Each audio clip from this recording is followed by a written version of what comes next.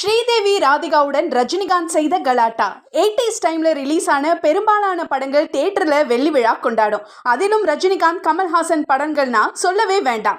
அந்த வகையில 1982ல சூப்பர் ஸ்டார் ரஜினிகாந்த் டபுள் ஆக்ஷன்ல ஸ்ரீதேவி ராதிகா ஒன்னா சேர்ந்து நடிச்சு கிராண்ட் சக்சஸ் ஆன படம் தான் போக்கிரி ராஜா. அந்த படம் டைம்ல நடந்த சுவாரஸ்யமான சம்பவங்களை பத்தி ராதிகா ஒரு இன்டர்வியூல ஷேர் பண்ணாங்க. அவங்க பேசும்போது, போக்கிரி ராஜா படத்துல நான் ரஜினி மற்றும் ஸ்ரீதேவியோட சேர்ந்து நடிச்சேன். அப்ப சில சமயங்கள்ல ஷூட்டிங் முடிய மிட் நைட் 2 அல்லது 3 ஆகிடும். அப்போ 3 பேருமே அவங்கவுங்க கார்ல யார் ஃபர்ஸ்ட் வீட்டுக்கு போறதுன்னு ரேஸ் வச்சுப்போம். அதே மாதிரி ரஜினி எப்போதும் பாம்பை கையில எடுத்து கலாட்டா பண்ணுவாரு. நான் திபுன்னு தப்பிச்சு அங்கிருந்து ஓடிடுவேன். ஆனா ஸ்ரீதேவியோ மம்மி மம்மின்னு அழுதபடியே அங்கேயே நிப்பாங்கன்னு ஃபன் மொமெண்ட்டை ஷேர் பண்ணாங்க ராதிகா.